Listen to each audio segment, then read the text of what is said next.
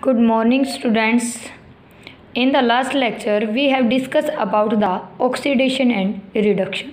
Oxidation हमने पढ़ा था addition of oxygen, removal of hydrogen. Reduction इसका अपोजिट होता था. ठीक है. फिर हमने पढ़ा था रिडॉक्स रिएक्शन. ये reaction in which oxidation and reduction takes place simultaneously is called redox reaction. आज हम बात करेंगे oxidising agent and reducing agent.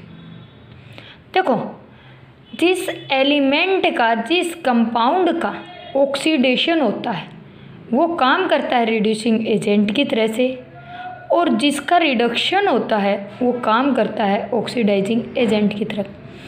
For example देखो, जिंक है, addition of oxygen, zinc oxide बन गया.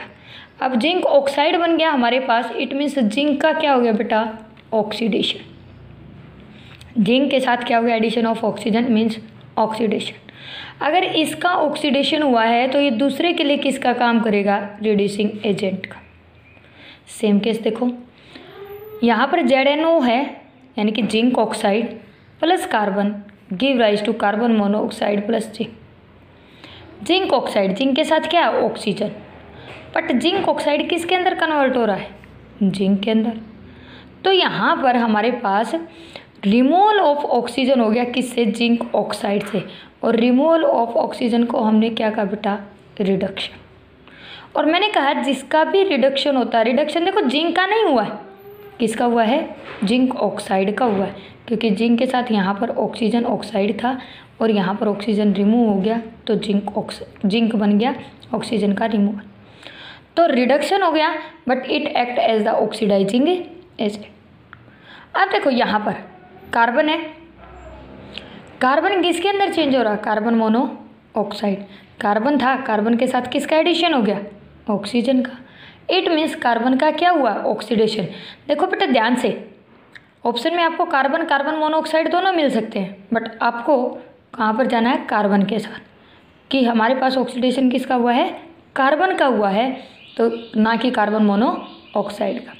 अगर कार्बन का ऑक्सीडेशन हुआ है तो कार्बन किसकी तरह से काम करेगा, रिड्यूसिंग एजेंट. ऐसा क्यों है, तो ध्यान से, जिसका खुद का रिडक्शन होता है, जिसका खुद का रिडक्शन होता है, it means it losses the oxygen. अगर ये ऑक्सीजन को लॉस करेगा तो किसी दूसरे को प्रोवाइड करेगा ना, तो दूसरे को किसके लिए काम कर रहा है, दूसरे का तो ऑक्सीडेशन करवा रहा है. It means it act as the oxidising agent. एक ऐसा एजेंट है जो ऑक्सीजन को अपने में से निकाल कर किसी दूसरे एटम को प्रोवाइड कर रहा है, तो उसको हम क्या कहते हैं, ऑक्सीडाइजिंग एजेंट. अब कार्बन ने क्या किया, इसमें से ऑक्सीजन को निकाल लिया, अपने साथ अटैच करवा लिया. इट मीन्स कार्बन खुद का तो ऑक्सीडेशन करवा रहा है, बट जिसके अंदर से ऑक्सीजन निकाल रहा है उसका रिडक्शन करवा रहा है. जो तो दूसरे का रिडक्शन करवाए वो रिड्यूसिंग एजेंट, और जो दूसरे का ऑक्सीडेशन करवाए ऑक्सीडाइजिंग एजेंट. और दूसरे का ऑक्सीडेशन पॉसिबल कब है बेटा, जब हमारे पास क्या हो, खुद का रिडक्शन. इसका ऑक्सीडेशन कब पॉसिबल है, जब इसका रिडक्शन हो जाए. ओके, तो जिसका खुद का रिडक्शन तो वो ऑक्सीडाइजिंग एजेंट की तरह से काम करेगा, जिसका खुद का ऑक्सीडेशन वो रिड्यूसिंग एजेंट की तरह से काम करेगा. ओके, नेक्स्ट हमारे पास एक टर्म थी बेटा, मैंने कल डिस्कस किया था कि आपके पास rancidity. What is the rancidity,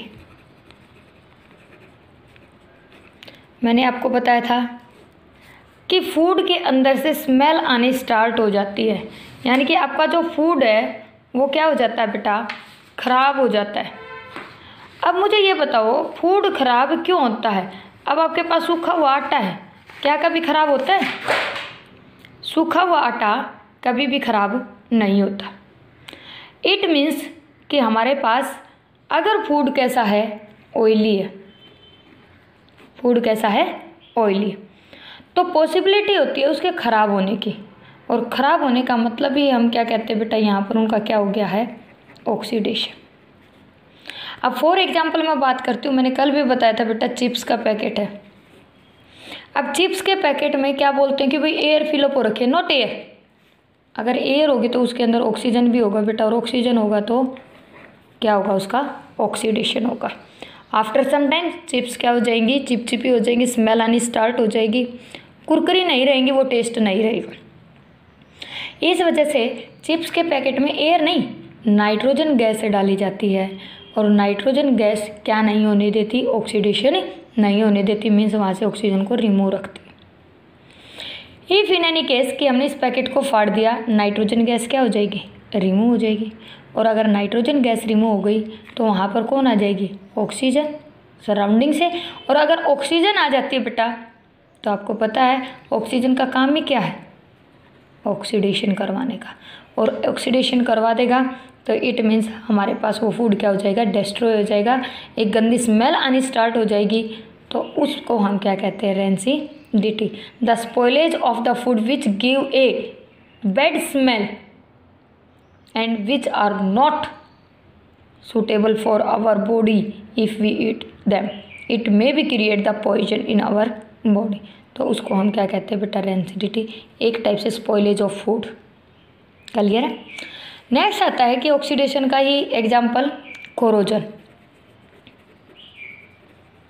corrosion के अंदर क्या होता है बेटा, eating away of a metal. क्या होता है, eating away of a metal in the presence of, eating away of a metal in the presence of moist air। ध्यान देना बेटा, नॉट ड्राई एयर, क्या, मोइस्ट एयर। मोइस्ट एयर का मतलब क्या है कि ऑक्सीजन तो है ही है, लेकिन साथ में उसके क्या है, वाटर मॉलिक्यूल। तो किसी भी मेटल के कोरोजन के लिए मोस्ट इम्पोर्टेंट याद रखना दो कंडीशन, कि एक तो ऑक्सीजन होनी चाहिए, सेकंड हमारे पास वाटर होना चाहिए। आयरन की बात करते हैं, ये कोरोजन जो हमने केस लिया वो क्या बेटा, आयरन का है। Iron in the presence of moist air, या आप क्या कहोगे, O2 और H2, तो क्या बना देगा हमारे पास, Fe2O3। फर्दर वाटर मॉलिक्यूल्स हैं तो XH2O, यानी कि वाटर मॉलिक्यूल हमारे पास कितने भी हो सकते हैं, तो जिसको हम क्या कहते हैं, कोरोजन ऑफ मेटल। यानी कि आयरन ऑक्साइड बन गया, और आयरन ऑक्साइड बनने का मतलब हमारे पास क्या है बेटा, कोरोजन होना। आयरन ऑक्साइड जो भी बना है हमारे पास, उसको हम क्या कहते हैं कि कोरोजन हो गया, यानी कि आयरन के ऊपर क्या लग गया, रस्ट लग गया। ठीक है, तो ये हमारे पास क्या था, एग्जाम्पल ऑफ ऑक्सीडेशन, यानी कि रेंसिडिटी और कोरोजन। ठीक है, तो यहाँ पर आप लोगों का चैप्टर कंप्लीट हो जाएगा। कुछ और भी एग्जांपल्स होंगे जिसमें हमारे पास ऑक्सीडेशन और रिडक्शन हो रहा होगा, मैं आपको सेंड कर दूँगी। कुछ एक्सरसाइज दूँगी बेटा, उनको आप लोग सोल्व करोगे। ठीक है।